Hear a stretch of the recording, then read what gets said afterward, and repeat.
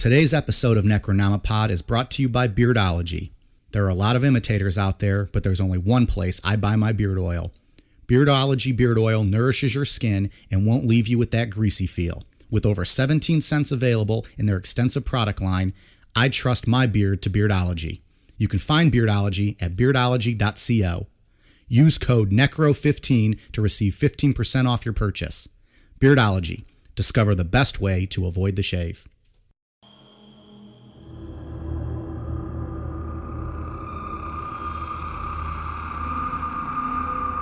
On part 2 of our series on the Skinwalker Ranch, we discuss some of the most bizarre, yet most badass paranormal experiences that were seen on the ranch. We'll talk about the controversial ownership of the ranch, as well as the millions of dollars spent on trying to investigate the occurrences on this land.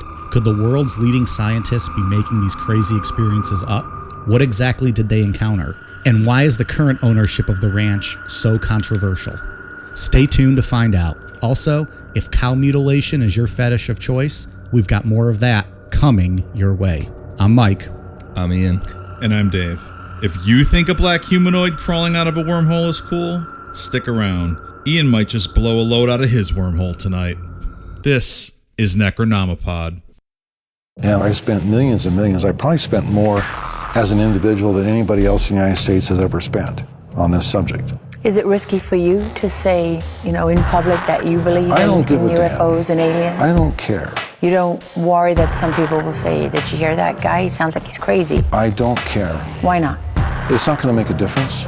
It's not going to change reality of what I know. Do you imagine that in our space travels we will encounter other forms of intelligent life? You don't have to go anywhere. You can find it here. Yeah. Where exactly? It's just like right under people's noses. Oh my gosh. Wow. All right, so part 2, Ian, Skinwalker Ranch. We got part 1 out of the way. Yeah. Are you still as excited as you were for the Children of God series, or I'm sorry, the Jonestown series, as you are for Skinwalker? Oh yeah, this one will be because this one gets better. This is my favorite part of the story. This whole second half here. So would you say that this part is the most excited you've been for one since what, Jonestown Part 3? Yeah. Yeah. Okay. That's really saying something. Yeah, you like all those fair. fucks dying, don't you? No. So, but this has got a lot of cool shit in it. Like with part 1, this has got a little mix of everything. Yeah, and then the end has that whole rabbit hole thing that you can go down. It's super fun. A little bit of a twist. Yeah. Yeah, And twist. And I think other breaking news on this show, Dave, you've now tried a Wendy's triple. It was quite delicious. It's good stuff. We're not lying when we say it's awesome. Anybody out there, if you got that late night craving, Wendy's triple, fucking amazing. I don't recommend it very often, though. No, you will feel It's a lot. Dirt. It's a bit much. You could almost literally feel your arteries clogging as you eat the damn thing. Yeah. And you also need to take a bath after or shower because it's messy as shit. Correct. Mayonnaise and tomato juice dripping all over your goddamn hands. They had that they have that new bacon jalapeno one, and it's just like the picture just looks like a regular single cheeseburger. I'm like, oh, I'll try it. And the lady was like, do you want that single, double, or triple? And I'm like, well, I'll take the triple. You have to ask, lady? Since you're offering, go ahead and load me the fuck up with a heart attack on a bun. Yeah. Bacon and jalapenos. I didn't see that. I saw that they had fries. I didn't know they had the... It's good. Oh, man. Now people are going to shit on us on YouTube because we're talking too much about food and not about the topic. Fuck them. That's the only place we get hate is on YouTube. Yeah. We need to start giving out the names of people who shit on us so that all of our loyal listeners can go fucking troll their asses for telling us we suck. Would they say, Dave, why are you laughing at things? They said, what? It's so funny. Yeah. How dare you have fun doing this, Dave? How dare you have fun hanging out with your friends, drinking beer? It's just missing 401 that we were getting shit on for. Well, and then they said, was that the episode where we talked about Domino's at the start? I don't know. Because someone made a comment about why the fuck are they talking about pizza? They're supposed to be talking about such and such topic. Yeah. It's like, well, motherfucker, if you listen to other episodes, you understand this was building to a crescendo where we tried the Domino's pizza and everyone was into it here in our reviews. This was our big finish. Yeah. Whatever. Yeah, it said that it's either that we were, quote, fucking annoying or fucking idiots. Well, and then he was like, true. And then he was like, skip to 6:05 to actually hear the topic. And it's like, well, thanks, man, because you listened to at least 6 minutes of it if you know that we got to the topic. YouTube's not fond of us. Only place we get shit. Twitter and Instagram, we have the best followers. Yep. Not YouTube. Whatever. There's like 4 people that listen on YouTube. I'm not worried about it. So Skinwalker Ranch Part 2. So where we left off with the Gorman family, they had hit their breaking point with all the phenomena going on at the ranch. And if we remember from last week at the end, the blue orb exploded 3 of Tom's dogs out in the woods. So that's pretty terrible. Yeah.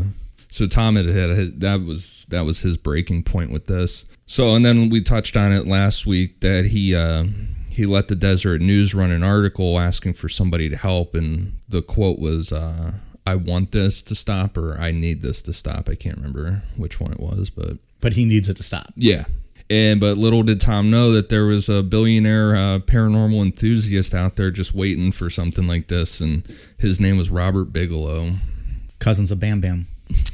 Yeah, I didn't even put that together. What's the first thing I thought of? Robert Bigelow, he spent more private money than anyone in the world researching paranormal activity, and mainly UFOs. He made his money from owning the motel chain Budget Suites of America, which is... I don't think I've ever stayed at a Budget Suites of America. I'm trying to think. I don't think so. They're just like those little...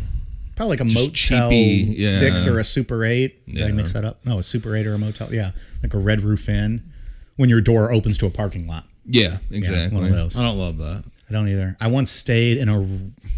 Fuck, where was I? I was in West Virginia, and I was at a Super 8. There were bullet holes in the door and cigarette burns in the sheets. That sounds about what Robert Bigelow... America! That sounds about the type of places that he owns. Mm-hmm. But he makes a fuck ton of money doing it, man. Because he has so much money and he's interested in the things he is and puts all this money into stuff. There's a ton of conspiracy theories out there about him. I mean, it ranges from, obviously works with the government to that he's like this secret Scientology person, like all this goof. There's all kind of stupid shit out there about him, but I just think he's a super rich guy that's into aliens. Yeah, and all actually, this would be you if you had money. Exactly. Like, this kind of for money. Sure. This is exactly what I would do if I had this kind of money. What would billionaire Ian fund? Like, what would be a typical day in the life of billionaire Ian? I'd probably try to buy the Skinwalker Ranch. I would, man. I Which would try we'll and get into in that on later on, but you might just try to buy that. I'd hit up that mystery guy and be like, hey, let me get in on this. Let me just be a whatever percent owner on this. There would be like Bigfoot expeditions across, like all over the country. Yeah. Or I'd be doing what Tom DeLonge's doing, which we'll get into him later on. So before Robert Bigelow got involved in Skinwalker Ranch, he attempted to unite the UFO community in 1994. He knew that the biggest issue with investigating UFOs was the fact that there's not any real money to be made in the field, and I mean funds are short for guys. So he went to MUFON, CUFOS, and FUFOR. FUFOR. and gave them millions of dollars to investigate stuff. So we had talked about this before. What episode was that in? Because that's when Nerd Mike joined us and talked about this. Was that Fire in the Sky? Yeah, maybe, I think so. We talked about the convention. We talked about people trying to work together. Like all the organizations trying to work together. I think almost every episode. Because we called him in specifically because he was an expert of that. I think he was with FUFOR. Nerd Mike? Nerd Mike. Yeah. But I don't know. I swear, because I knew this, and clearly I wouldn't have if we had not talked about it. That being said, we had not specifically discussed SUFOS and FUFOR before. So yeah, CUFOS is the center for UFO studies, and then FUFOR is the fund for UFO research. FUFOR does not exist anymore, but CUFOS is still around. Did someone buy them out, or what happened with them? Too much I just think that they probably ran out of money, and then that was that. Well, I would assume they could have had that Bigelow cash coming in. Yeah, they blew it. You blew it. Yeah. Way to go, FUFOR. Well, kudos to CUFOS for hanging in there. Yeah. he was willing to give them millions of dollars to do this stuff, but all they had to do was work together. And like you were saying, Mike, we've talked about this a bunch of times, that these groups just refuse to get along with each other. And in the words of George Knapp, quote, they fucked it up. Straight and to the point. So vulgar. No one could decide who would be in charge. They all fought with each other. So Robert Bigelow got pissed off and pulled out, just took all his money back. He's like, fuck you guys. Well, good thing he wasn't a Children of God cult member, because they weren't allowed to pull out. They were not. He would not. He would have been kicked out of that group real quick. Also, they were all broke hippies. This guy is clearly not a broke hippie. Very true. Yeah. So Robert decided to just do it himself, and he created NIDS, which is the National Institute for Discovery Science. So that sounds pretty official. Oh, That's yeah. a great name. They love their acronyms in the UFO community. You have to have a good one that you can just say as like a fucking word. Love it. It's gotta, it's gotta be a word. I feel like they spend more time on that than they do their actual research and or trying to get along with the other groups. Yeah, you gotta have a good one. So he assembled a group of very respectable top scientists and doctors to make sure that this organization had credibility. But the only problem with that is that mainstream scientists don't like their name to be associated with the paranormal. Because when you're saying... You get people like Philip Klass coming in and destroying your integrity and your reputation. Yeah, and I mean, scientists like to be able to actually study something and see things happen more than once. Well, and they'd like to also find proof. And this is one area where it's really hard to be able to show people and be like, without a shadow of a doubt, here's what I found. Yeah. Well, it probably tarnishes their credibility in the scientific world as well. Yeah. So because of that, most of the people that worked on the NIDS board and the field workers wanted to be kept anonymous. We know a few names from guys that have leaked out over the years, but Robert's right-hand man at NIDS was a guy named Colm Kelleher. And then just to get an idea of the kind of people that Robert had working on this stuff, Colm Kelleher has a PhD in biochemistry. He worked at Canada's Ontario Cancer Institute, the Terry Fox Laboratory at the British Columbia Cancer Research Center in Vancouver, and the National Jewish Center for Immunology and Respiratory Medicine in Denver. So I mean, he is a real heavy hitter in the world of cancer research. He's not some fucking idiot out there running around. He's not some Joe Schmo jackass hillbilly who just happens to believe in aliens. This like guy's got Ed Walter's buddy down the street. Yeah, right. Yeah, I mean, and he was it in that episode we talked about it? Was that Fire in the Sky? No, what that was Gulfstream. That was Gulfstream. Breeze, Maybe that's Gulf Breeze. I don't know. I'm still stuck on when we talked about that joint gathering. Doesn't matter. After reading the article about Tom Gorman, Robert hopped on his private jet and flew out to Skinwalker Ranch. He sat down with Tom, listened to the stories, and made an offer on the spot to buy the ranch for $200,000, which seems cheap. Very That's what I was cheap. thinking. It's 500 acres, right? Yeah. I mean, to put it in perspective, This was what year was this? 90. This would be 96. But the Gormans needed the money. Yeah. They were struggling. But yeah, looking back, he probably was like, fuck, I could have got a lot more out of that. But at the time, when your family's hurting, you guys are starving, someone's You're offering done with you the fucking blue orbs blowing you're your done. dogs up. Right.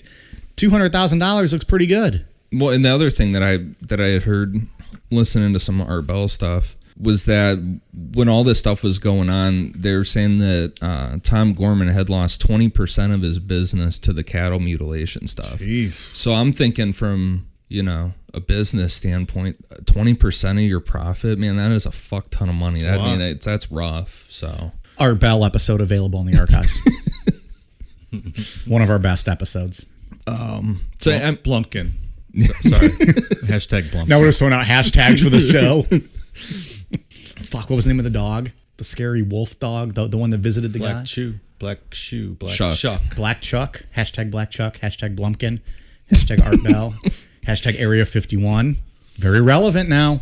People want to try to storm it. They should listen to that. Yeah. See what happens. Yeah, watch what happens when you try to storm Area 51 or listen to what happens.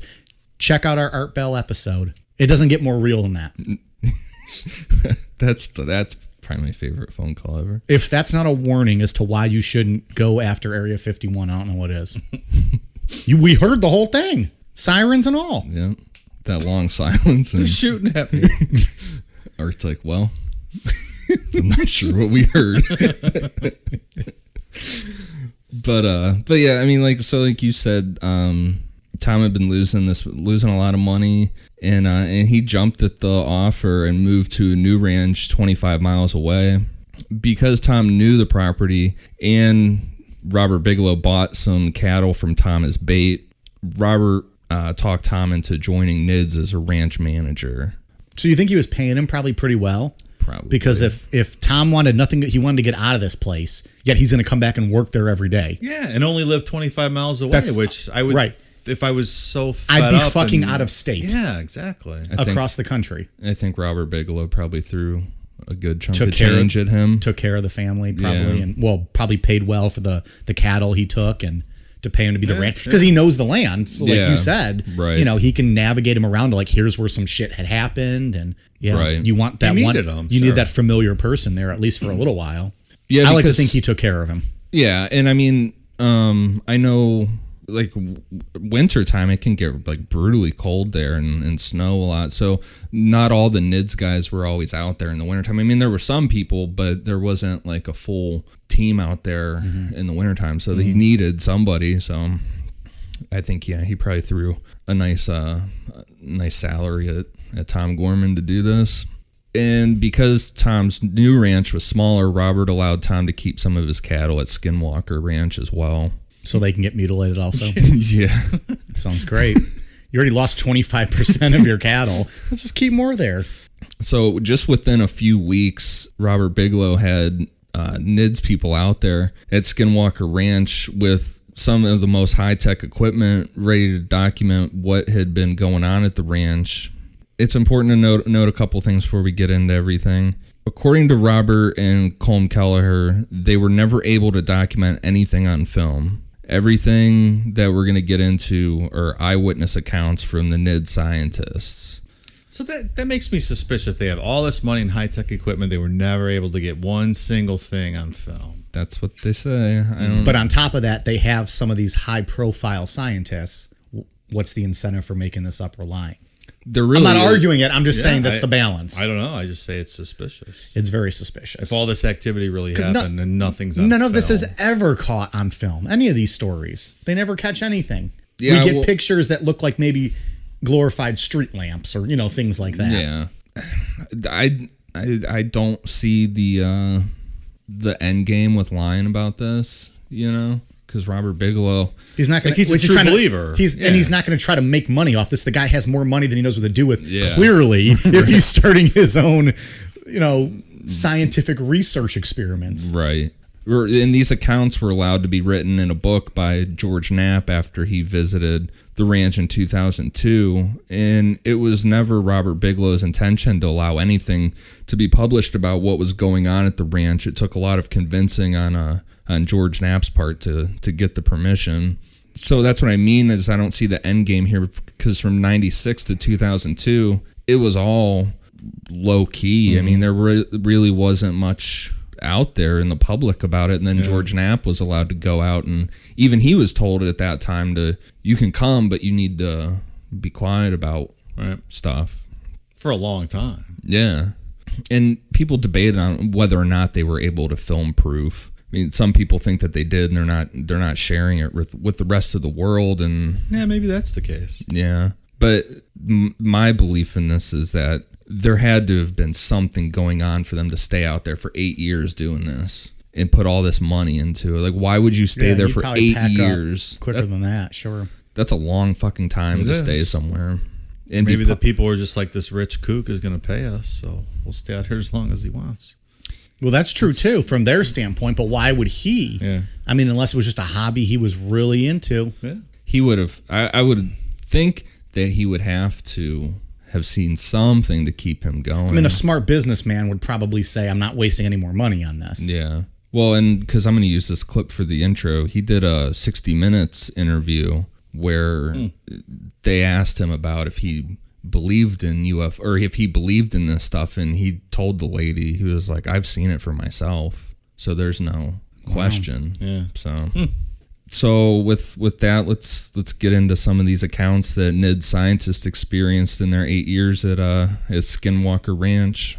In September 1996, Colm Kelleher, a physicist and a veterinarian who both wanted to stay anonymous, moved into a research trailer on the ranch and started watching for stuff and monitoring things.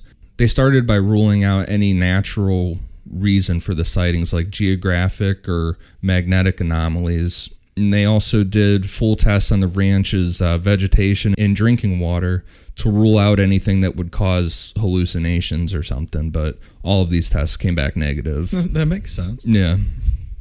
The first thing that they saw was a light off in the distance that was moving like nothing they had ever seen before, but it was too far away to get a good picture. Like Colm Kelleher said, when they took a picture of it, it just looked like a star on the camera. It didn't really look like anything. And a month later, a full team of scientists witnessed a yellow light fly in a full circle above them and fly off silently into the night. But again, it happened too fast to get a picture. Of course it did. Hey, I said it from up top. There's no, supposedly there's no I understand. film of this stuff. But I'm still going to fill up class this. So for a while, these were the only two sightings that NIDS saw, and months passed before anything else happened. And they started to think that Tom might have been exaggerating some of this stuff. Meanwhile, his 3 dogs are still gone and blown to bits. Yeah. It's like, yep, they were sitting right there in that spot. There were a couple weird injuries to some of the cattle during this time, but it wasn't enough to kill them, and it wasn't anything too like extraordinary that would have. So no mutilations. There was one that had it looked like it had been drilled in the like above its eye, but it wasn't like anything too crazy like some of the other Which stuff. still sounds pretty wild. Yeah, But it's not what NIDS I guess was compared to looking for. other stuff, yeah. If you're looking for hard evidence, that's not maybe it. Yeah, they're looking for all the crazy shit. Then on March 10th, they would start getting that stuff that they were looking for. On that day, Tom went over to the ranch to check on the cattle that were out there, along with a newborn calf. Tom left for 45 minutes to tend to some other ranch stuff, and when he came back, the baby calf was mutilated, and that's the one that we were going to post on Instagram. Yeah. It's the craziest mutilation that I've ever seen the pictures of. 3 of its legs were spread out, like it was almost on display. And the 4th was completely ripped off and found a couple yards away. I mean, and it was like pulled from the socket. I mean, that would take some strength to rip a. Yeah. So you don't think it's just like a pack of wolves or something? It's too extensive to be that? Well, I mean, it's like. I was actually going to pause here so I could look at it, yeah. so I can maybe have some context. Because is it? Ooh, it's like just spread out and just completely stripped. It's That weird. one? yeah.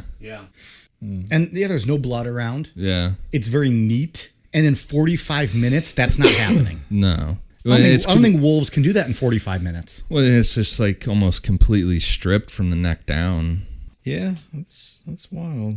But yeah, I mean, and then the new documentary that came out last year, there's a lot of video that George Knapp took while he was out there that they put on there of the cattle mutilations, and in this one specifically, it's pretty wild. It's that I don't think that can happen in 45 minutes by just some foxes or whatever coming up, or wolves or whatever attacking it. That's clean to the bone from the neck down, and there's no blood around. You would see, I think, some shrapnel if that was just animals ripping at it. It's wild picture. Well, there's dry grass around there too. You would think that that there would be something. You would see something. I don't know, Dave. I don't know. You seem skeptical.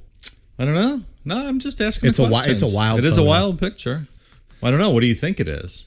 I think it could have been some great fillets a few years down the road, and they fucking ruined it for us. Some ribeyes, maybe.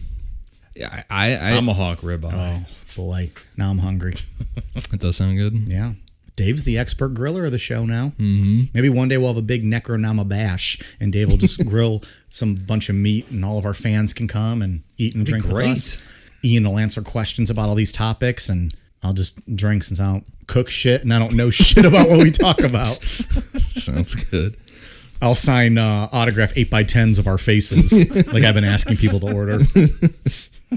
Colm Kelleher was notified of what happened because they were given unlimited resources. He was on a private jet, and within an hour and a half, he was out there to see it for himself. And in the book, A Hunt for the Skinwalker, he takes a jab at the MUFON guys that fucked up their previous deal with Robert Bigelow, saying, quote, most other scientists researching the paranormal couldn't even afford to rent a car for the weekend. God damn. Yeah, probably got a point there. Roast mode on these guys. That same night at 11 p.m., Tom, Colm, and an unnamed physicist heard the dogs and they were on the ranch. They were barking and howling. So they hopped in a truck and went to see what was going on. And in a tree out in the distance, they saw 2 yellow orbs floating near this tree, accompanied by a large dark figure that was perched 20 feet up in the tree. So Tom, I mean, it sounded like he had just been itching to shoot something, like shoot someone, something that was going on. This probably Yeah, after they killed his dogs. Yeah, he's been wanting to fuck something up. He's ready to go. Yeah, so he pulled out his rifle immediately and shot it at whatever was in the tree. What if someone was just lost on a hike or something? Tom is pissed. He's fuck this. I'm killing whatever that is. Jeez. So as soon as he shot, the 2 yellow orbs went black, and Tom said he saw whatever it was fall out of the tree. That person he killed, you mean? That hiker? Maybe it was that, fuck. God damn it, now I can't think of his name. Kato Kalin dude out there meditating. Oh, that's right, yeah. When they drove over, they found nothing. There's no creature, no blood. It's like Michael Myers at the end of Halloween. Yeah. I shot him 6 times. I was going to ask which Halloween, because he gets shot at the end of a few of them. Well, true. Tom said that he saw another figure in another tree that was a little distance away, so he grabbed the rifle again and shot twice at whatever that was. When they went to check again, there was no creature, no blood, but there was a single footprint that was 6 inches into the snow, and Colm Kelleher said that this print resembled a velociraptor print. Oh, shit. Yeah, and you can see that one there is a picture of that online that we can post. It looks like this weird kind of bird print, but there's like a big claw. But the weird thing is there's only just one of them. It's like, what did this thing just have one leg or something? Like, it's really bizarre. The story reminds me of Jeepers Creepers again. So further into the investigation, they would get a clear look at a picture or at a creature that just completely defied logic. They noticed some dust being kicked up by one of the cattle pens, and all they could see at first was a reddish-orange blur. And as they got closer, they saw a very large, muscular creature that had a big red bushy tail that looked like a fox's, but it was a lot bigger. The closest thing that they could compare it to by the way its body looked and the way it moved was a hyena. And once this creature had realized it was seen, it jumped through the horse fencing and just ran up over a slope of land. And see, this is where I get into the thing where I'm like, I don't necessarily believe that they didn't get pictures of stuff because that seemed pretty clear. Yeah. That they could have taken a picture of that. I think of that hyena on HGH. Yeah, I feel like they could have, and they're not showing that to people because you have to assume they have a camera with them at all times. You would these are intelligent people. Yeah, exactly. Yeah. Right. So was this thing supposedly standing upright then, or on all fours? It was on all fours. Okay. It reminds which I think we talked about last week too, right? There was like the wolf, like the big muscular wolf that they were seeing around on the property, right? But this thing sounds like something out of a straight up, like, I don't even know, man, like a fantasy type type thing. It's, But I thought the one last week was too. Well, last one was just a big old wolf. It resembled a dire wolf. It was just a oversized wolf. People close to the ranch also reported seeing strange things around the time of this hyena-like creature.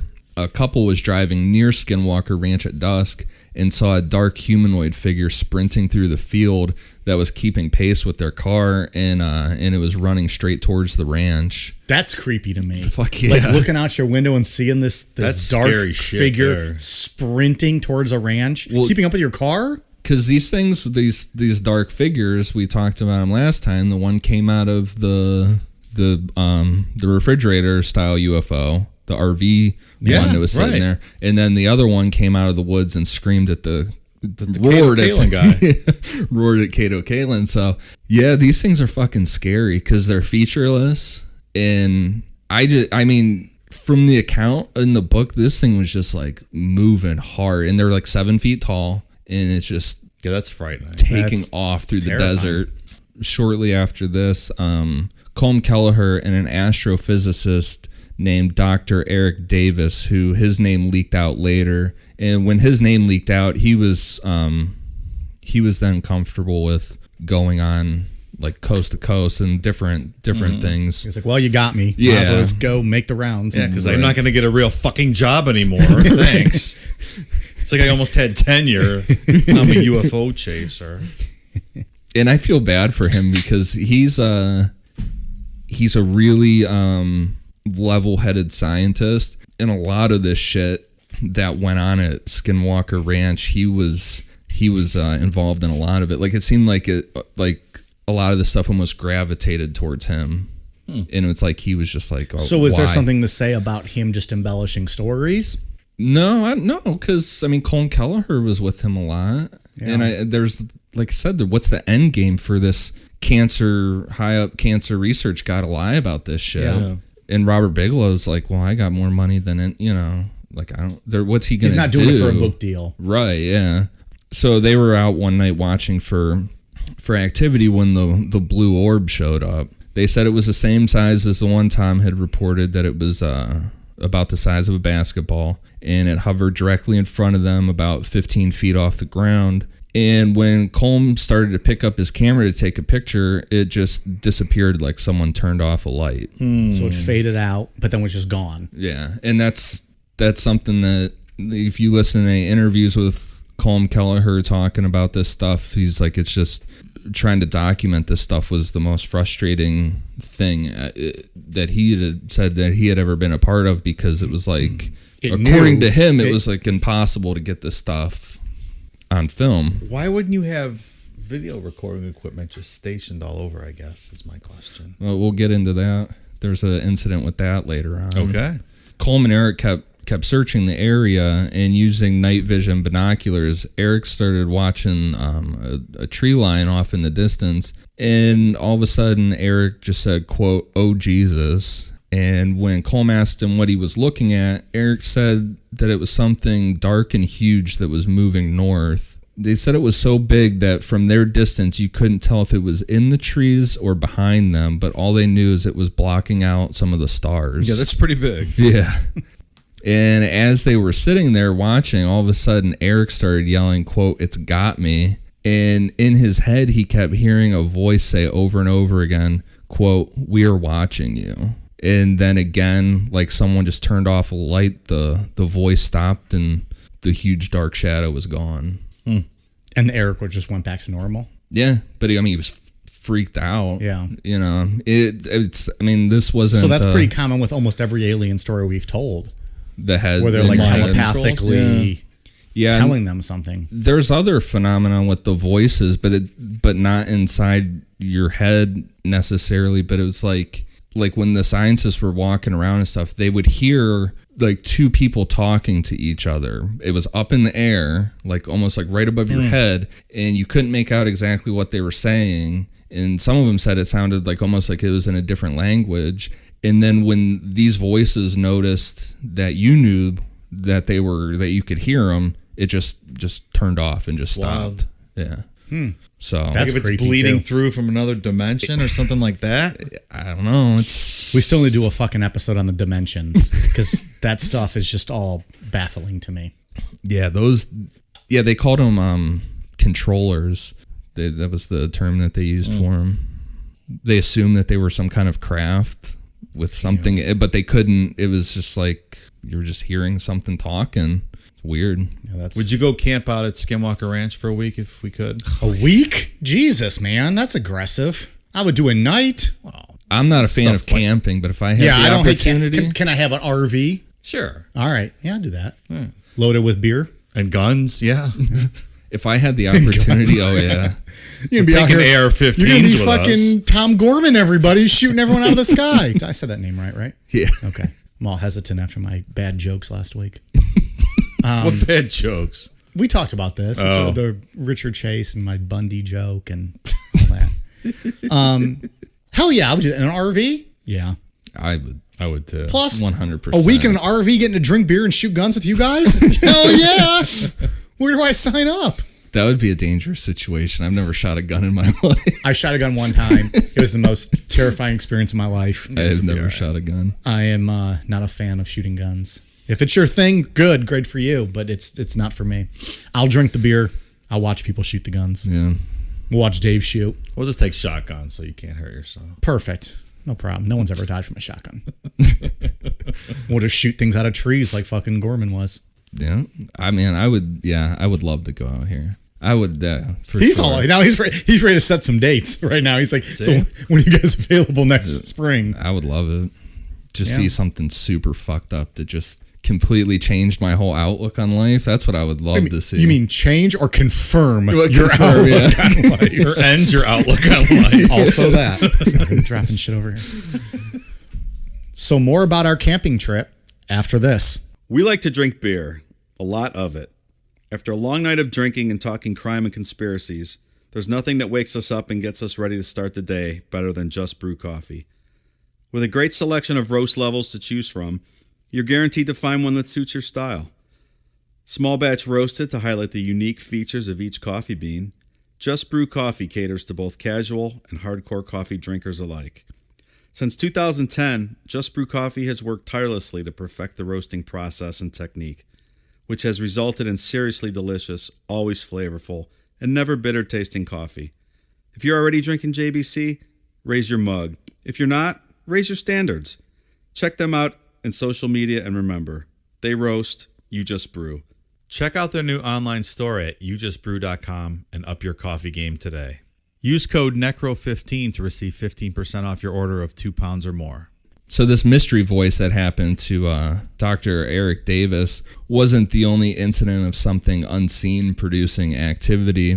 One day, a group of cattle acted like they were being herded by some like unknown force. They said that they saw a cow going towards a salt lick, but then just suddenly it stopped in its tracks like it saw something threatening in front of it.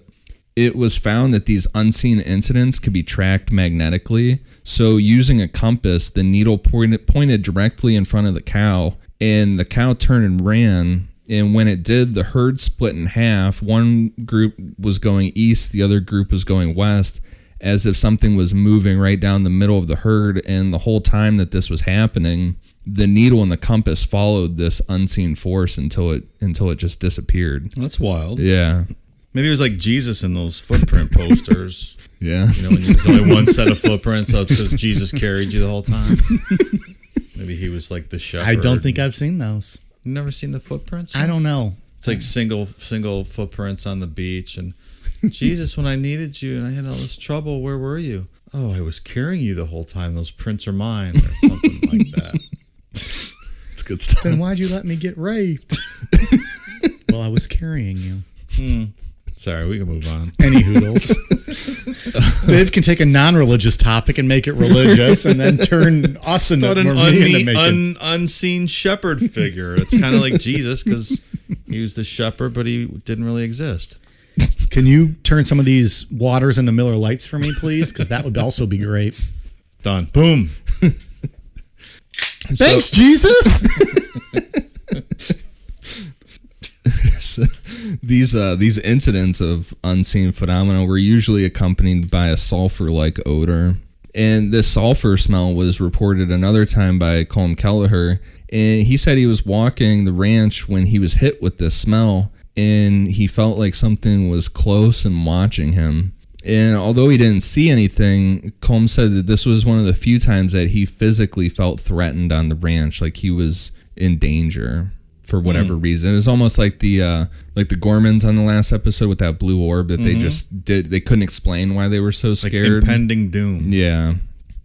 And almost every NIDS scientist had an experience with this smell mixed with fear going on. Can a place be evil? Yes. I don't know. I don't know about evil. I guess it would define evil. Is it more likely to be evil, or is there more likely to be paranormal activity? Due to the place itself? What do you believe in? I don't believe in any of that shit. That's why I'm asking. I'm asking in general. I'm not you. I mean, not evil. Well, we know where Dave stands on this story. These are all just a bunch of scientists trying to get rich. Let me rephrase that. Do you think there are certain spots on Earth where these anomalies are drawn to, and so they put off that aura of fear and doom and something like that?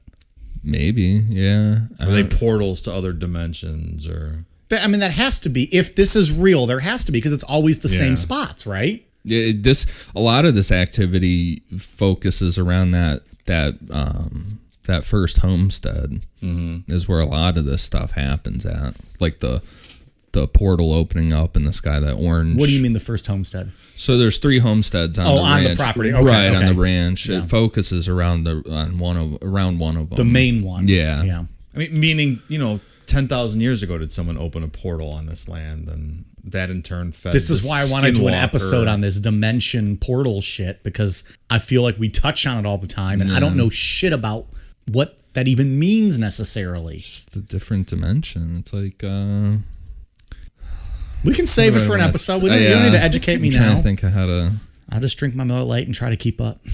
Like, you can't see it, right? It doesn't make we're right. Until you can see it, Right. and there's a fucking black humanoid crawling out of it. right. Like whatever it is, would have had to either figure out how to get through there, or it's like an area where it can for whatever. Where the dimensions collide, or Right. there's tears in the fabric, or There was a scientist involved in this that said, it wasn't Colm Kelleher, it was someone else that said that this area is like where it's like reality is thin on the ranch. Like it's just a anomaly of It's an a area. scary comment. Reality is thin. Yeah. New shirt idea. Reality is thin. I love it. Necronomopod. Yeah, it's Reality is thin. Then under it in parentheses, mostly because we're drunk. On the back, Necronomopod. So in April of '97, Colm Kelleher was on an airplane heading out to the ranch and missed one of the strangest things that happened. He missed it by a couple hours. Tom Gorman and his wife Ellen were driving through the ranch, and they passed a pen that had 4 bulls in it. Tom went around counting the cattle to make sure that they were all there, and as they were driving back to leave 45 minutes later, all 4 of these bulls were just gone without a trace. So Tom got out and started looking around for tracks when he heard something in a small trailer that was sitting next to the pen. This trailer was run down, it was locked and hadn't been opened in years. And Tom looked into this small opening and saw all 4 of the bulls were just tightly packed in this trailer, and they were acting almost like they were drugged.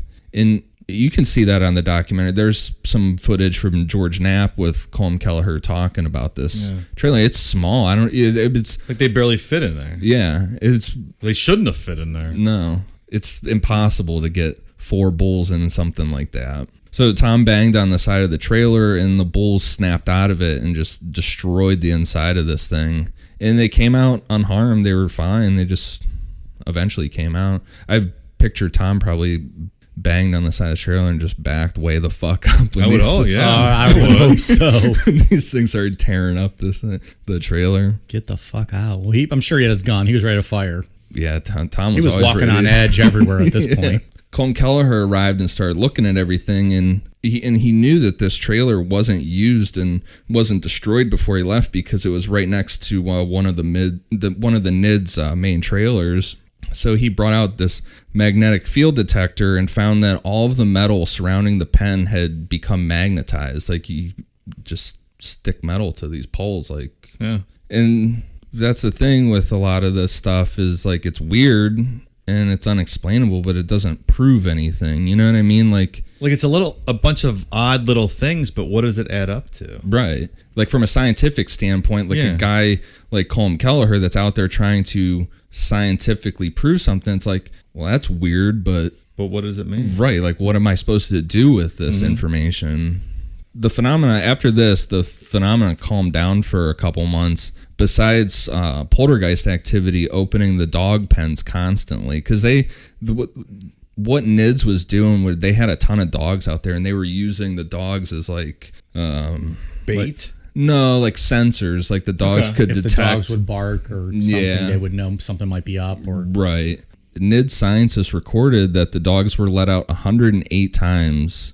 This almost was like a big, like, fuck you to the NIDS people, because everything else stopped. But then they this knew what they kept were going, doing. They yeah. knew what they were doing. Well, and you got to think, like, these scientists, they record everything like meticulously because there's a board of this is a big time organization that Robert Bigelow built here. So there's a board of people that they have to report to. So, these scientists are out there like, you gotta be fucking kidding me. All these dogs go flying out again. 108 times. Yet they happened. never had cameras on the dogs. Well, that's the thing. Here, let me look up this guy's name. Like, I would put a camera on the dog pen or whatever. The second time it happened. Yeah. Because Well- if the gate opened, how did that happen? Was one of the dogs fucking with it? Is someone opening it? Is it just Yeah. opening on its own? Did they retrieve have- these dogs, or did they just take off and were gone? No, they'd have to. They get 'em sent back. Gorman out and he shot them all. That's like this guy, Colonel John. This guy, John B. Alexander, who his name had leaked out later on. Who he's retired. This retired military guy that was like big time. I mean, he did stuff at MIT and Harvard. Like, this was a really well-educated guy, and he was out there working on stuff. And after the book was released and his name was exposed, and then he went around and talked about stuff, he said when his experiences out there was like, whatever was going on the ranch was in control, and you were just there to just Amuse them. just to be there. Like, you had no control over, like, all these scientists trying to set up cameras and do all this shit. Like, they weren't in control. Whatever was going on there was So even if they had set up 100 cameras around a thing, they would have just found a way to disable them. right, or just like that's one of the big things is like they would set up a camera and be like, okay, this happened here, and then the next time it would happen, it would be like right off the camera. Like, it's constantly fucking with Trolling them. their asses. Yeah, I mean, that suggests a higher intelligent something. But then the orbs weren't. But they showed The orbs intelligence. didn't show because they couldn't find the Gorman when he was hiding behind like the hay barrel. They right? had like they they didn't know where he went. It showed some intelligence, but not that type of intelligence. We talked about that last week, right? Yeah. The orb couldn't find where he went and thought he disappeared. Right. It was looking for him, but it couldn't. Like, it didn't. And he was literally just know. ducked down. Right. It's a fucking wild ass story. That's like in the clip I used for episode 1 with George Knapp talking about it when he gave his presentation when the book came out. He was like, you can believe some of it, you can believe none of it. And he was like, I don't expect Just buy any. my fucking book and pay me. Yeah, I don't. It's wild. And George Knapp's a legitimate news guy Oh, fuck in yeah. Vegas. Like, he's a local legend. Yeah. As legitimate as you can be in Vegas, I guess. Well, he exposed. He's the Area 51 man when Bob Lazar came out in '89. George Knapp did the first interview with Bob Lazar back in the day. When is the date of the Area 51 storming? September 21st, I think. It's next month. I wasn't sure if this episode would be out past that, but so September 21st. Are we gonna do like a live watch of that and just commentate while we watch it on the news? Yeah, I'd be down. Something. I'd be down. Be something. It's a bonus episode. Yeah. You know, some Double asshole's going to bonus. show up there. A couple of them. I bet a bunch of people are going to show up, but who's going to actually have the balls to do something? I hope if they listen to our Art Bell episode available in the archives, they won't do anything because we hear what happens when you try to storm Area 51. Yeah. Didn't the Area 51, like the government send out a press release like, please don't do this? It was they were saying a very nice way of, we have the right to fuck you up if you try to do something. We'll mow you down. We'll kill you. Yeah, we will kill you if you try to do this. Like, Yes. you're going to be hostile and an enemy, and we're going to shoot you. I mean, the signs out We there say hired it. Tom Gorman. He's got his gun. He's going to shoot your ass. He's salivating at the thought of fucking busting a cap. Yeah. Yeah, it was a very kind way of saying you will be killed idiots. if you try something September like that. 21st? This is better than that Philadelphia fucking tinfoil party. Oh yeah, well, because the last time I looked, it was over 1 million people had liked it. Yeah. So first of all, who will have the balls to show up? And I think people will. I think a few thousand. And then who's going to have the balls to actually do something? Right. Let me look at the day of the week there on that. September 21st. That's a Saturday. There you go. All right. I say we drink some beers and watch it. And Just hang out. Someone will live stream that shit on Periscope for sure. or something. Oh, absolutely. Yeah. We could just watch it and record it and put that out as a bonus or something. Yeah, that'll be fun. That sounds fun. Or never release it, and then everyone listening right now will be like, fuck, I wish I would have heard them say something about it. And they'll just have to pay for it at some point if we sell the tape. That'll be the Patreon $500 level. Yeah, right. Listen to three drunk asses watch people get mowed down at Area 51. We laugh until people actually die, and then we're like, fuck, we can't release any of this. Maybe storm Olivia Wilde's house and try to get a view of the Blumpkin instead. She's still with Jason Sudeikis? Is that still a thing? I feel like Hollywood relationships. Yeah. They're They have married. a couple kids. They've been married for a long time. Our goal is to make Necronomipod outlast that relationship. That's my goal. A little harsh. Just saying. Is it though? I mean, they give each other Blumpkins. No big deal. Or she gives him a Blumpkin. Allegedly. Can a guy give a girl a Blumpkin? I wouldn't recommend it. That'd be a lot. I wouldn't recommend a girl do it to a guy either, but if you're down there, you're down there. All right, anyways, please. So this is my favorite. Jesus, stop turning my water into beer. So this is my favorite part of this story. This is what I was alluding to last week. About 4 months had passed with nothing really going on until one night, 2 NIDS scientists who wanted to stay anonymous saw the coolest paranormal thing I've ever heard. I agree. This is really cool. Yeah. These 2 scientists who in the book are named Jim and Mike were out watching for anything to happen out at the ranch, and after sitting out there for about 6 hours, around 2:30 a.m. they gave up and started to pack up their equipment. As they were packing up, Jim noticed a faint yellow light off in the distance, and he pointed it out to Mike, and they watched as this light started to grow. This Jim guy was like, all right, started to unpack the camera to see if they could get some pictures, while Mike started to watch through night vision binoculars, and this light just kept growing. Jim couldn't see anything besides the fact that this light was getting bigger, but looking through the night vision binoculars, Mike whispered, quote, "It's a tunnel." It's a tunnel. So it was like That was Mike whispering, it's a tunnel. Yeah. You did that great. Thank you. Thank you. I'd you're practice that welcome. all day. Thank you for noticing, Dave. You're welcome.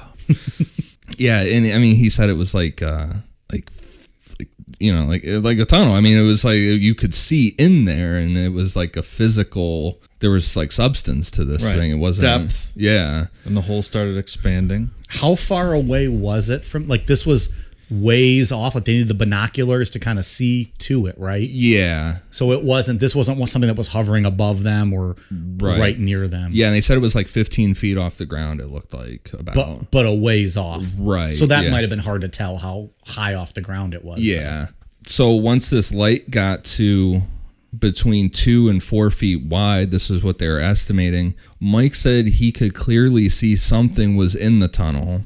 As Mike watched this light continue to grow, he realized that what he was looking at was a black, faceless humanoid crawling out of the tunnel. So it was like the one that was running through the desert, whatever.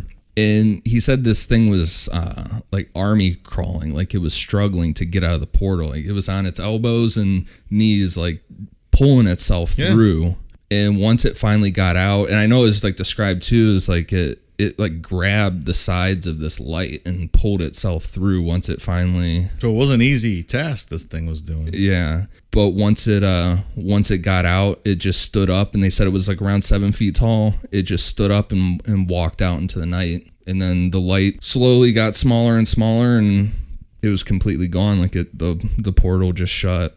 I mean, if this is real, this is craziness. Yeah. And I mean, it's described in the book. It's not like this guy was was just watching this. Either it's like a horror movie, like he's like doing a play-by-play for the other guy with the like while he's watching, he's like it's getting bigger. There's something in that. Like they're freaking out. That's shit your pants time, man. Yeah. Whew.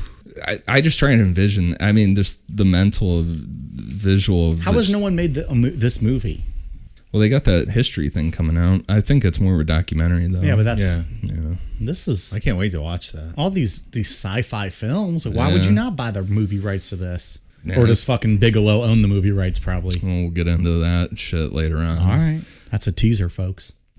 But, yeah, I mean, that's just got to be like what the fuck is going on right now? And especially when it just gets up and just walks out into the desert or into the ranch. 7 feet of him just walks on. Right. And they said this thing was about like muscular. This thing was pretty jacked. I mean, it was, how often do things come through this portal, and how many portals are there, and how long has there been a portal? Right. Or like if we're out here at night, like, are there more of these things just out here with us, just watching? Just like birthing Shaquille O'Neal's like 7 foot tall, muscular fucking human beings or humanoids or whatever they are, but with no face, just completely just a nothing. It's maybe they're just that's like creepy. A blank canvas, and they take over someone's body, and then they get their face, or who knows? Invasion of the Body Snatchers stuff. Yeah, now you're getting somewhere. And that's the thing. And the black humanoid, I think we talked about this last week. Isn't that what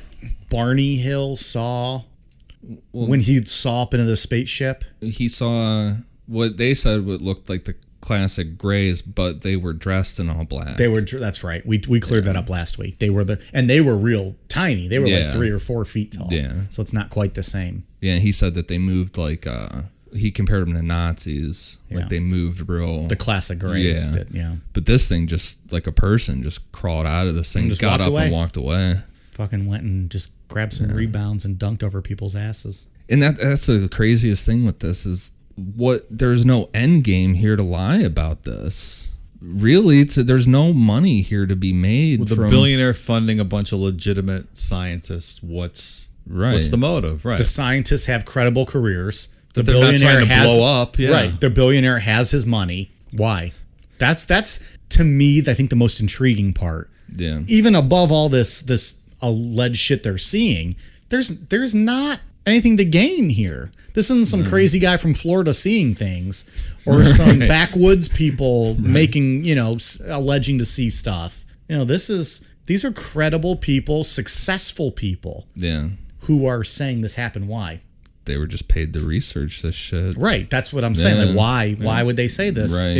if not experienced? I mean, anything like this always depends on credibility. So, and this is pretty high up. Yeah. The only thing missing meter. from this is that photo or that camera shot. Well, like you trust these people. Yeah.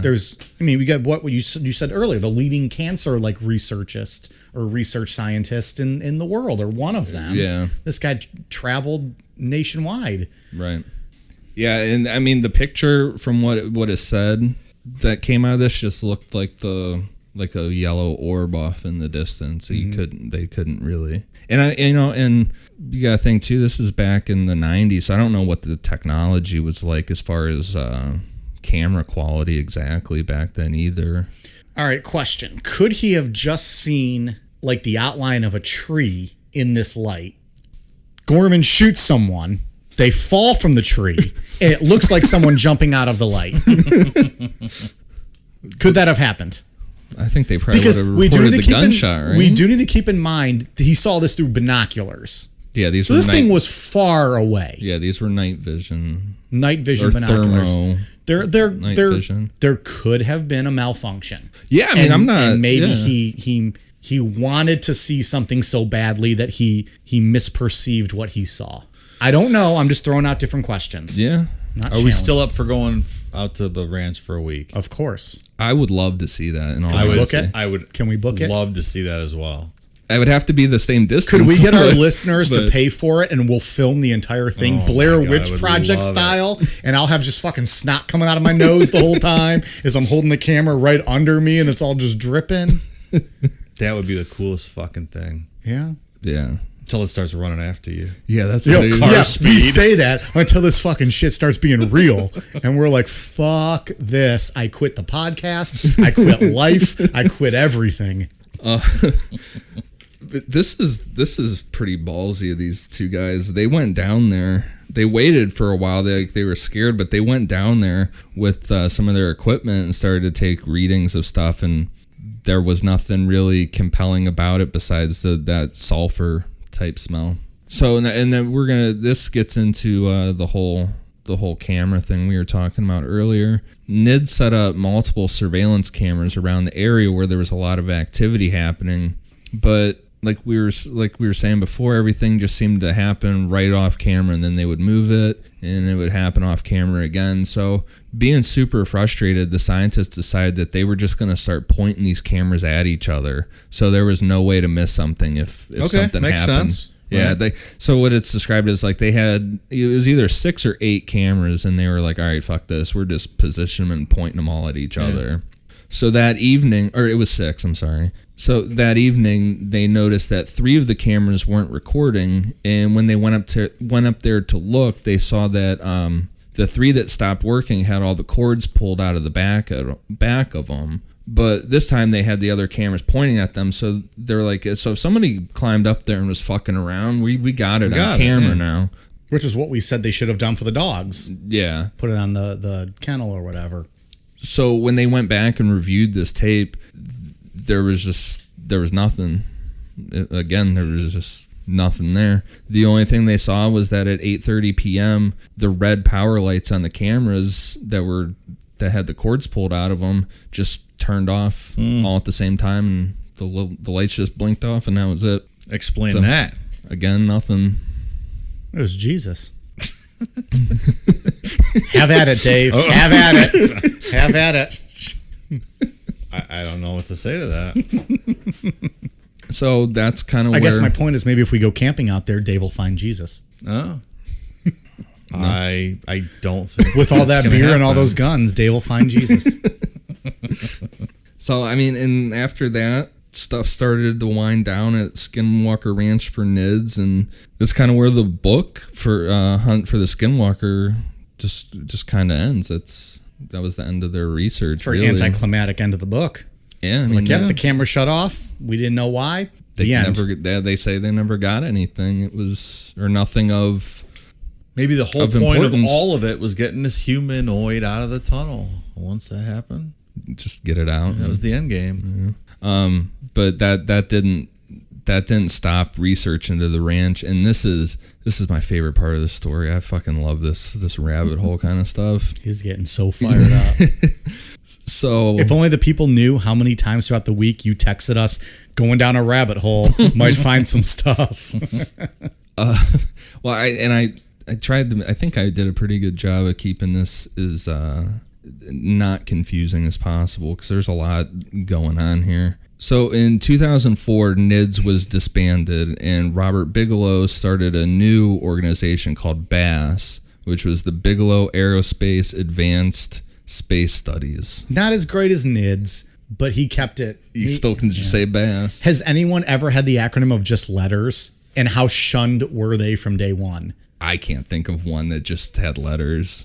It's always got to say. You got to be able to. You got to be able to say it as a word. Well, they had BAP for a while, BAAP. But there's still a vowel in it so you can make it work. Yeah. Like, I'm wondering if there was ever like a BWJL. And people BAP are just like, was- fuck you, you suck. You're not credible. Because BAP was Barney's alien ass play.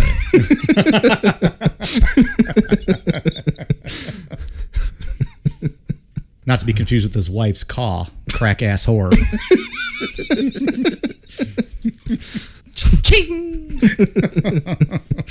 Poor Betty. Oh man.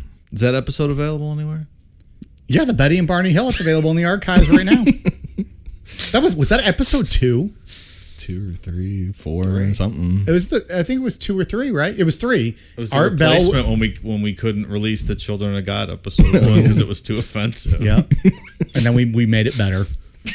And hopefully had a good 2-parter on that. Hope people like that. It had monk chanting. If you can't get off to that, you can't get off to anything. I'm sorry.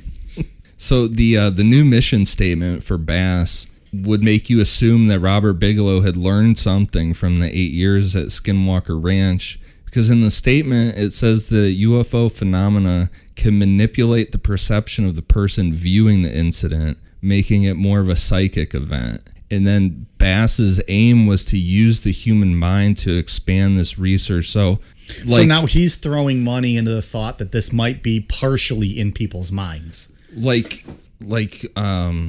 don't know if it was like wiring up like something to people's heads to track brainwaves when they're seeing this, but it's something along those lines, like monitoring the person that's actually seeing it instead of trying to capture what's happening on film. But you've been referencing that you thought that, since we even started doing this show, that's what these encounters are. Yeah, that's what I think. I think it's partially. I think it's kind of half and half. So, and we don't need to deep dive into that just yet, because I'm sure we'll get to that at some point, at some time. But could this also just be Bigelow having random people tell him this is what I saw, and no one else is confirming it? So now he's saying, well, maybe this is just in your mind, and they're putting it there. So let me throw all my money at that, and that's why we can't record all of this. And I don't know, because the thing is with BAAS too is that there was reports coming out of there, because Robert Bigelow under BAAS, he has 2 space stations up in space. I mean, Bigelow does? Yeah, God he's put damn. a lot of fucking What's he money into doing, this. though? I don't know. Are they he still hasn't up talked there? about it. Yeah. Well, and the weird thing is that with How does a private citizen just have 2 space stations up there in fucking space? he's got some connections that we'll get into, but there was rumors coming out of Skinwalker Ranch that they had recovered something that was like a not like a hot air balloon, but it was like a balloon, like an inflatable thing that they had found out there, and everyone's like, what the fuck? Like, It was a weather balloon. yeah, like well, yeah, everyone's like, was it an inflatable spaceship or whatever, But then years later, Robert Bigelow goes and puts an inflatable space station thing up into space. So it's like, did he get something out there? Did he? Technology? Yeah. How did he get an inflatable? I don't know No one knows. I don't know the science behind that, but yeah, he's got 2 of them up there floating around in space. I don't know what the fuck they're doing. I picture like just big bouncy houses. There's like kids jumping around in them, still just floating around the earth. It's wild. He's a very interesting guy. That's wild. At some point in 2007, someone from the Defense Intelligence Agency, and it's assumed to be a guy named James Lakatsky, came out to see the ranch in person, and Robert Bigelow talked to him about what had been going on out there, what they had found, and then this guy went back and reported his findings, which resulted in Senator Harry Reid appropriating $22 million for the study of Skinwalker Ranch. I mean, he was the Senate majority leader, so it's a powerful guy. Absolutely. And I was looking because I wanted to see like what the That's wild. Yeah, that's wild. And I wanted to see what the average government project costs. I couldn't really find any like actual average, but I did find this military thing that they did not that long ago that was like a new GPS system for military aircraft that would help them land in bad weather and stuff. And that was $24 million. So it's about the same amount of money that they're throwing at safety for the military. Right. And They're Harry throwing Reid put it into Skinwalker Did this Ranch. come out of the Pentagon appropriations budget? It was a black budget stuff. Okay. Yeah.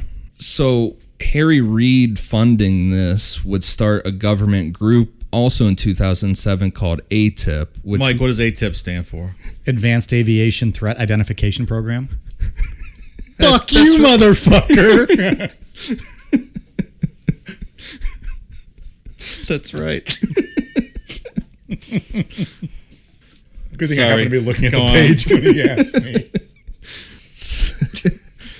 So, and this program would research, the ranch and also investigate UFO reports that were going around the country.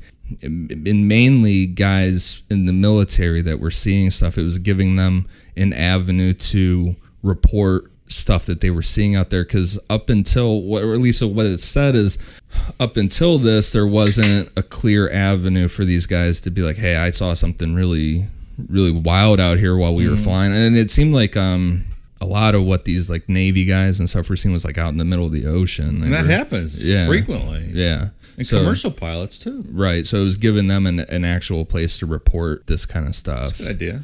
And that's like the big oh shit moment for the UFO world, because in 1968, when the government shut down Project Blue Book, they said that was it. We're done. We're not, UFOs are bullshit. There's nothing here. We're over it. But then you find out that, So this funding is a pseudo acknowledgement that it's at least there's something that there's they're concerned something going about. on, Yeah. It's really eye-opening. Yeah, That's wild. And it keeps getting this, and then this timeline keeps getting weirder. So somewhere in between 2008 and 2009, Robert Bigelow lobbied the FAA and would get all UFO reports to come directly to BAAS. And then he gave MUFON an undisclosed amount of money to have all their UFO reports come to BAAS. So now there's not like probably 99% of UFO reports coming to BAAS, which then funneled right into ATIP, which was Harry Reid's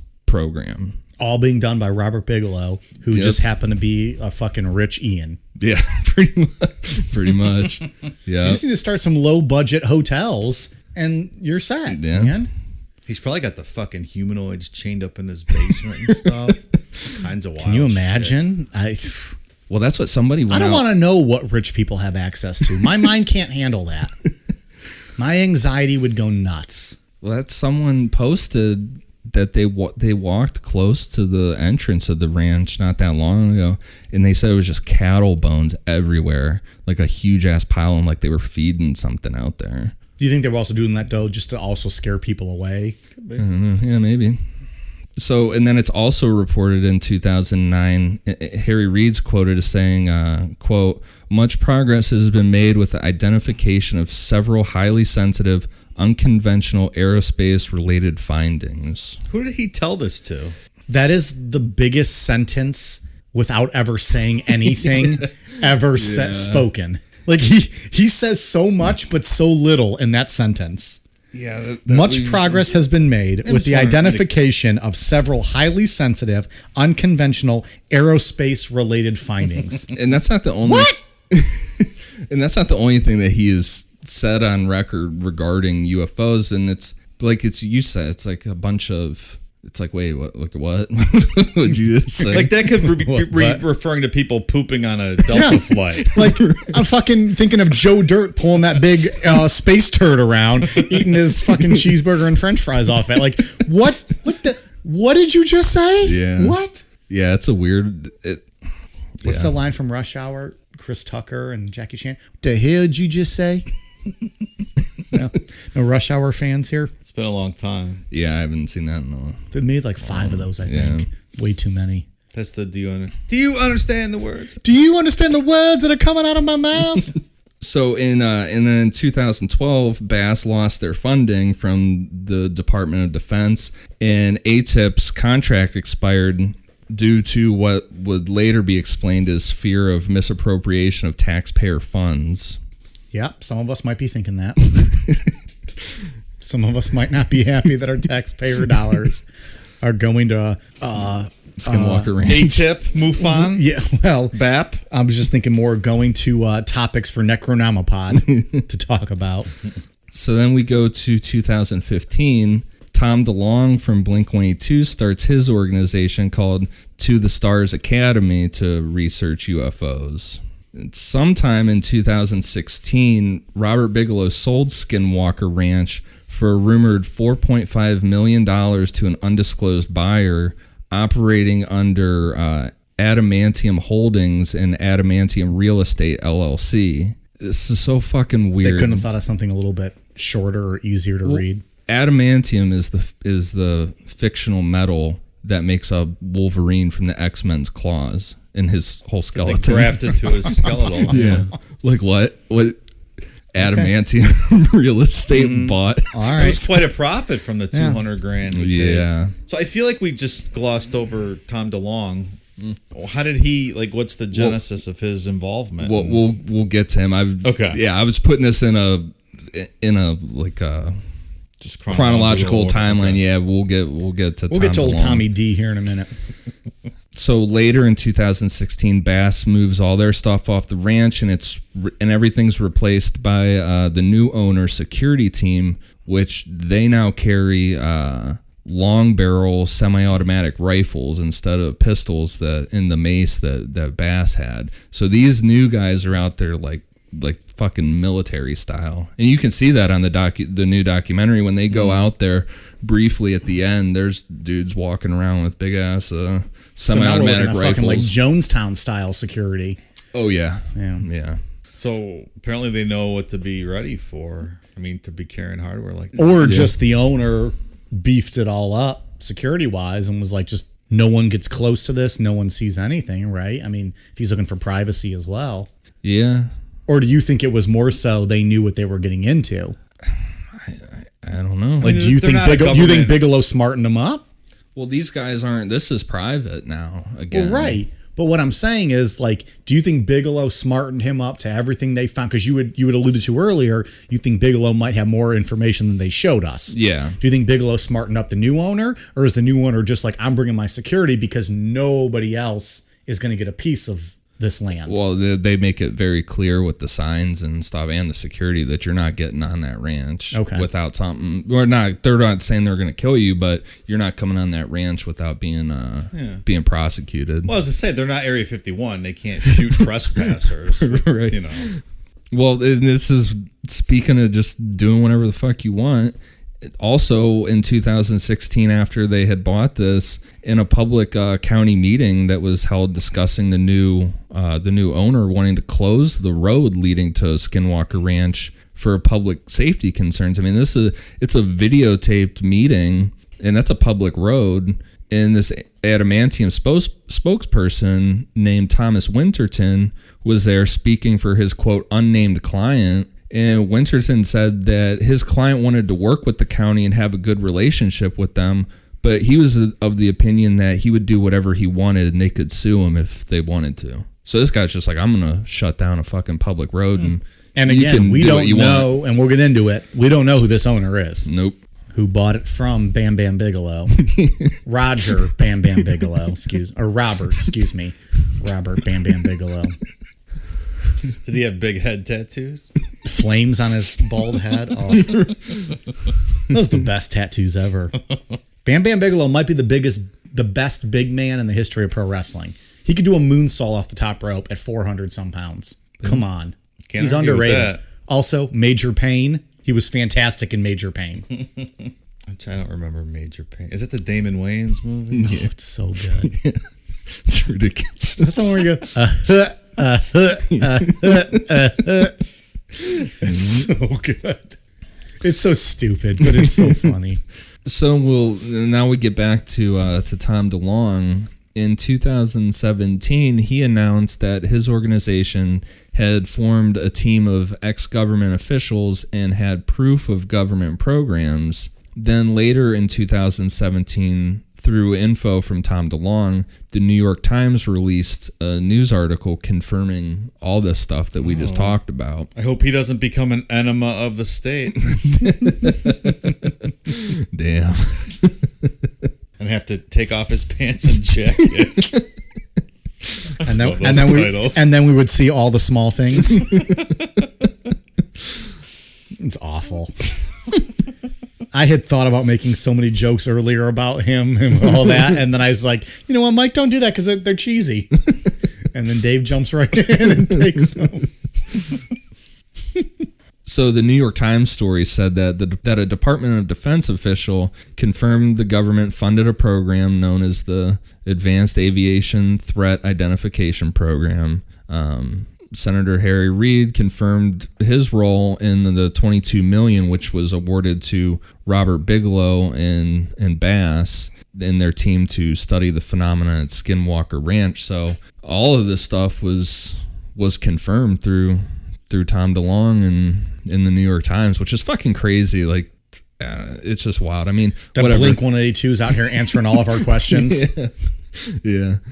So, and then this guy Luis Elizondo, who's part of Tom DeLonge's the Academy to the Stars. He was an ex-intelligence officer with 20 plus years of experience. He was put in charge of ATIP, and he spoke extensively to the media regarding his role in observing and documenting these what he called exotic unidentified crafts, and claimed to collect, quote, exotic alloys and artifacts that would presumably be from Skinwalker Ranch, which will just some new stuff from the other day. We'll get into that. Yeah, at the right. end.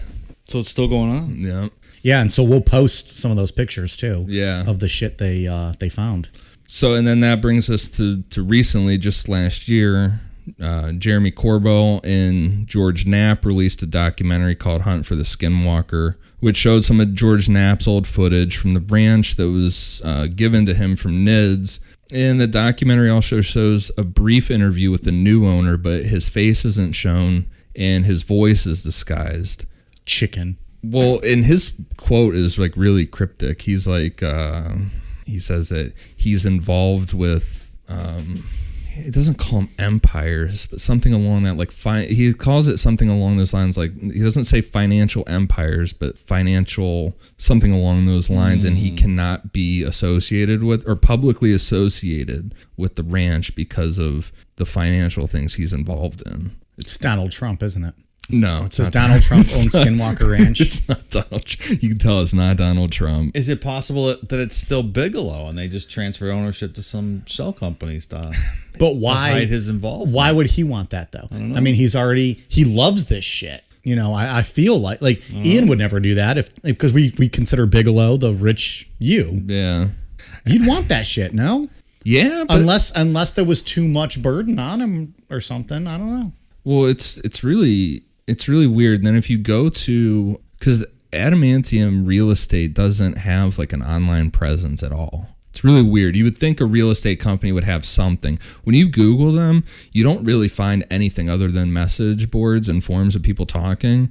But if you dig, and it's down in the search results in Google, but you'll find a website eventually, and it says that the CEO is a guy named Manolo. I don't know if I'm saying this right, Manolo Rueda, but this guy that did the interview was 100% not a Spanish man. It says that Adamantium comes out of Spain, which this guy is not from Spain. You can tell. So you think it's a false name they're just throwing up there? I mean, I don't think Adamantium does anything real estate wise. Sure, It's just a shell company to buy the ranch. Yeah, sure. Yeah, so they don't need an online presence, right? Like they don't. Well, online they claim to be a real estate company, but then it's weird because we claim to be a real podcast, and everyone knows that ain't true. And then this Rueda guy, under his description on the website, says like he's interested in ancient civilizations and cosmic. It's a really bizarre definition for a guy that just owns a real estate company. Yeah. You're like, wait, what the fuck is going? Like, what are they talking about right now? What? Yeah.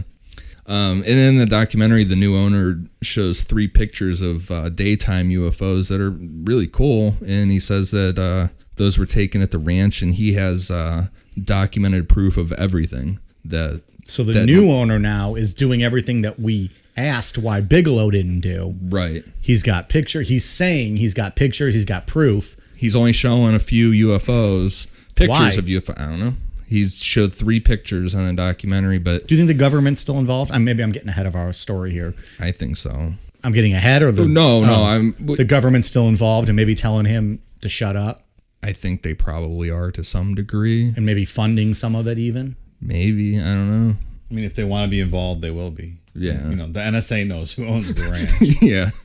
Oh, yeah, for sure. I mean, it's not, yeah. Yeah, but that's just, like maybe he's being told you can't release this, and we'll provide you with whatever resource, and you keep your mouth shut, and you be happy, and that's it.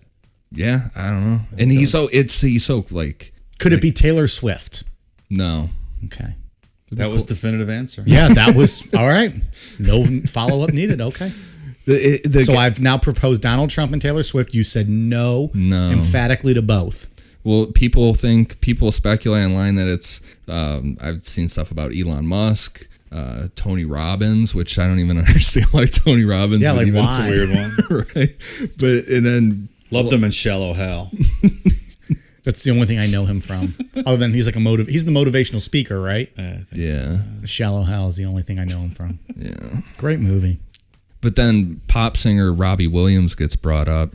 And this is weird because I actually thought like he was like a one hit wonder and whatever. I guess I was talking to my dad he writes today. songs, right? He's got all the publishing. Yeah, and credits. I was talking to my dad today. I guess over in Britain, he's huge. Like he's a massive star over there. I know he had one big hit, at least one big hit here. Yeah. I couldn't even tell you what it was. Right. But other than that, I forgot he was even a human being.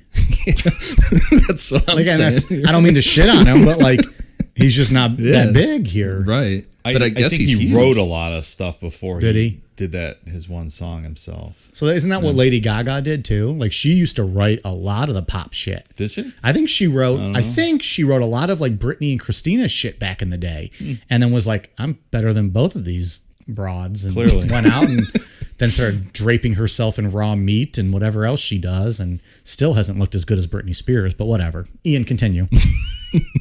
So it's weird because in the new documentary, Jeremy Corbyn and George Knapp are hanging out at the ranch when they were briefly allowed there, and they're talking, and smoking some cigarettes, and then the camera just pans over and Robbie Williams is just there for whatever reason, just hanging out. It's like, wait, what?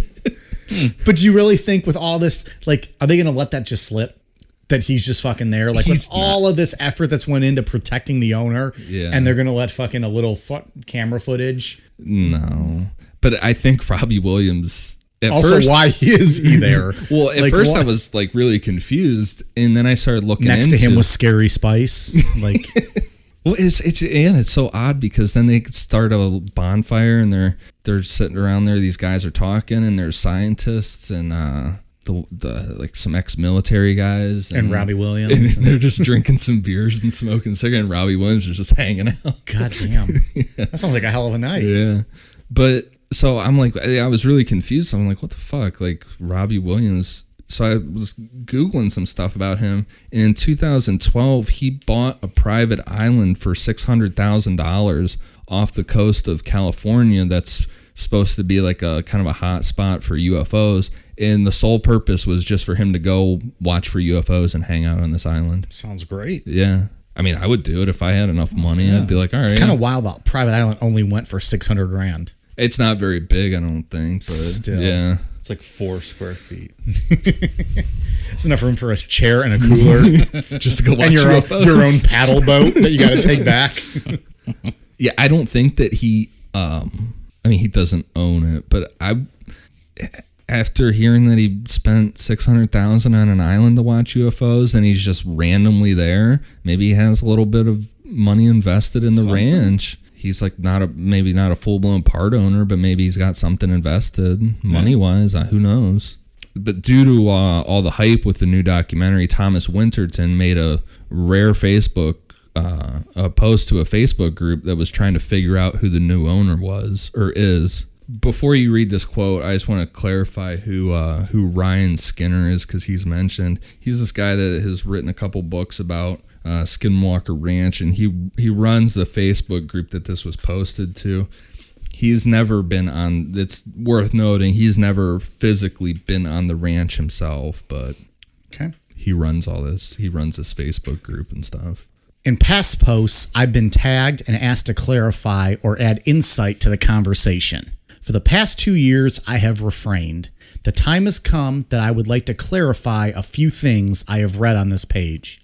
This will most likely be the only thing I post on here.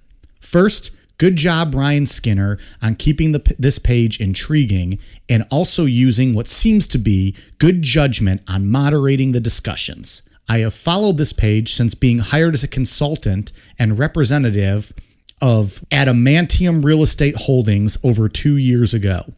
It has been interesting and very amusing to read the posts on this page in regards to who the new owner is. As I am under a NDA, I am very limited in what I can say, but in light of several of the past posts, I will just set the record straight. First and obvious, the new owner does not want to be identified.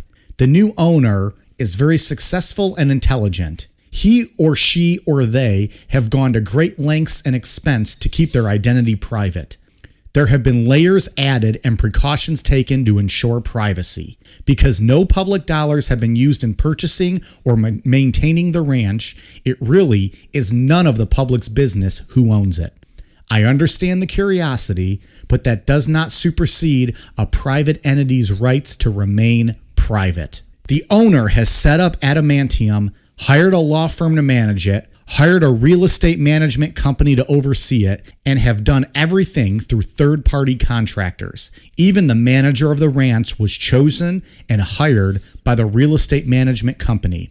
When I submit an invoice for my consulting, I submit it to the real estate management company. When we have had contractors on the ranch, they are paid through real estate management company or the owner of the real estate management company. Good luck finding the owners, because anyone who knows the true identity of the owners are still under a strict NDA. And even if we weren't under an NDA, we wouldn't risk our access to the ranch and our place in the inner circle for a few moments of glory on a page with people we have never met. If asked, many associated with these protective layers would claim they are the owners simply to throw off the hunt and protect the identity of the owners. I can tell you for sure, Jeremy, Kenyon, Lockyer, Corbell did not travel on the owner's private jet to the ranch. I will end by saying that many hired to perform functions within the ranch started off doing so simply as a job. Over the past 2 years, the fascination and the level of involvement by those associated with the ranch has grown, and now many of those hired to do a job have become very involved in the ranch. Do not mistake their involvement as a sign of ownership, or you will chase a rabbit hole that gets you nowhere. That's a mouthful. Yeah. Why even comment then? There was a lot of nothing. Nothing was said. I think the hype with the documentary late last year, really like sparked this whole thing up again, where it's like, trying to figure out who the new owner is, all this stuff. And when was that statement released, did we say? Not that long ago. Right around the time that right around after the documentary came out. And it's essentially them just saying our official statement is we have no comment. Yeah. And you won't know who the owner is, so stop asking. Yeah, and stop looking. And I ended this by saying that was everything with Skinwalker Ranch up until today. But then a couple of days ago, Tom DeLonge posted an official statement for Academy to the Stars on Instagram with some pictures of some weird ass looking metal, and said that in reference that Luis Elizondo. Yeah, Elizondo, that exotic metals or exotic materials, quote. And they found that where? On the ranch? They're not saying, but you would assume it has something to do with Skinwalker Ranch, and they said they're getting it tested, and he hasn't been wrong yet. I mean, he released it in 2017, and it led to the New York Times running the article that exposed all this stuff with A-tip and everything, so... He's definitely plugged in. Yeah. He's got some big-time connections. Mm-hmm. And he's got the CIA guy too. I forget his first name, but the Puthoff guy that was the big time remote viewer for Project Stargate. Okay, he's involved in it too. I mean, the thing is, Stargate's cool. Yeah, but there's a ton of people involved in it. So who knows, man? There's got to be something going on for all this involvement. There's a lot of money being poured in this area. Yeah. And a lot of important people have been involved in it, and a lot of them are unnamed, but just take the couple that are named. Colm Kelleher with his cancer research and all his stuff, and then you got Harry Reid doing shit. Right. And then just businessmen who are successful and don't need money to do or this, criticism, or they're well off in life. Yeah, and then you got Robert Bigelow doing all his stuff, and then he goes and puts 2 space stations up in space That's after. fucking wild. That shit's crazy. Yeah. Maybe with technology discovered on the ranch. Yeah, because there's that thing with this balloon-like material. There's a or fucking whatever. bouncy house flying around in outer space right now, and I'm not on it, and I'm pretty upset about it. Yeah, it's crazy. It's my favorite. And I think it's probably my favorite because it's got the most credibility to it. It makes it seem like there's a chance that some of this could actually be real. There's very little evidence, but there's a lot of credible people saying they saw things. Right. I And still want some evidence. I want some goddamn evidence in any of these stories. And I don't want Barney Hill's ass bleeding, tell me probed. I don't want them saying, "Oh, our cameras were shut off." And I understand maybe it is what it is, but give me some hard evidence. Well, the new the new owner showed those couple pictures and said that they have all the evidence. So who knows? Maybe someday we'll see it, but probably not. I would show us assume. Mystery owner. Show us Robbie Williams. Yeah, it's crazy. It's a really cool story. Yeah, I love it. All the mystery with everything. It's cool. Dave, any final thoughts on Skinwalker Ranch? No, I hope we figure it out someday, though. We're going to go camping out there, though? Oh, I would love it. You rent the RV and we'll go. Yeah. You get the RV, I'll supply all the booze. You missed the part about all the semi-automatic weaponry that's guarding it. Well, we can go down the road on the Indian. Sure. Hey, this was your idea, man. I'm just feeding off of it. Theoretical. We could always go out to the Uinta Basin and hang out. Yeah, but we made it very clear in this episode, though. It's all very specific locations where this shit happens, right? Well, the basin always has a lot of UFO sightings and stuff. Look, Ian's just trying to see some UFOs. I want to see that portal open up with that fucking thing come out of it, man. That is nuts. I wouldn't know how to react if I saw that happening. I don't know, and that would change your worldview on everything. I think so. That's what It would, for sure. I think absolutely. I don't know how it wouldn't. Well, in the first episode, that clip I used of George Knapp saying that whatever you believe, it's changed his view on reality, what he's seen and been out there doing. So It's wild. No final thoughts, Dave? Nothing else on this one? It's the old Skinwalker Ranch? I don't know. Maybe Putin owns the ranch. There's a thought. Hey? Well, and the other thing that's kind of telling about the whole ATIP thing is 'cause as soon as that came out public that there was money, I think it was like a Pentagon spokesperson or someone tried to dial that back big time and make it seem like this was just a group of people that went rogue with Harry Reid and decided they were just going to do something. But it's like, That's probably not what happened. no. I guess I don't know how it works. I guess you could maybe go rogue and just do whatever the fuck you want with money, but I feel like there'd be some consequences to that if you did that, right? Yeah. That's not, especially unless if it's in a Pentagon black budget, like you said. Yeah, it's black budget money, so who knows? It's crazy. But I want to see that portal open up. I'm trying to see that fucking, it reminds me of Stranger Things. Like that, what is it? Nope, now you lost half the crowd. The Demogorgon. The face opens up. That's what it makes me think of. That's cool. Something like that crawl out of that portal. So yeah. Ian, any last final thoughts on the old Skinwalker Ranch? Nope. I'm good on your favorite subjects we've discussed, though. Yeah. This was fun. Oh, yeah. It's super fun. I love it.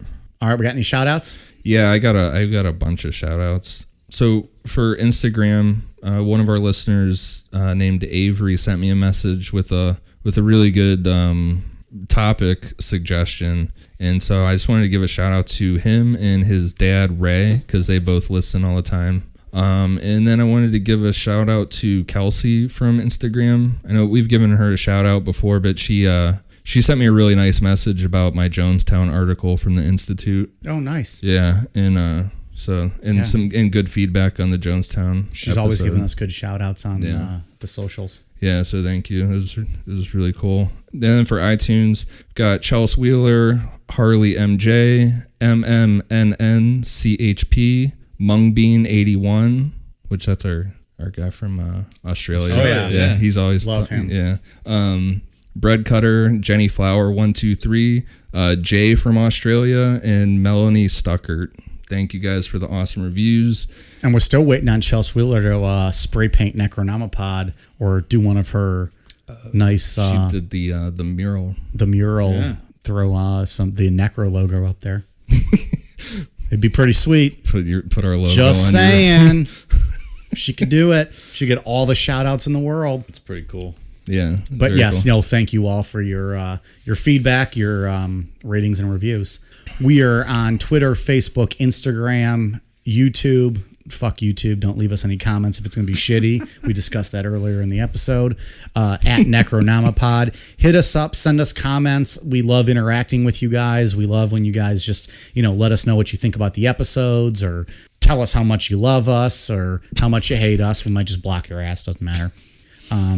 But no, we appreciate the feedback we get from you. If you have any recommendations for future episodes, we might not do them all, but we are always looking and listening and taking your thoughts. And we have a master list that we put them all on. So hopefully we'll get to all of them at some point. Gary Ridgway, which we did for a bonus episode last week, was requested by quite a few people. Yeah. So you never know what we'll end up doing, whatever fits our fancy, but. Just depends on if I change the schedule or not randomly. This fucking guy.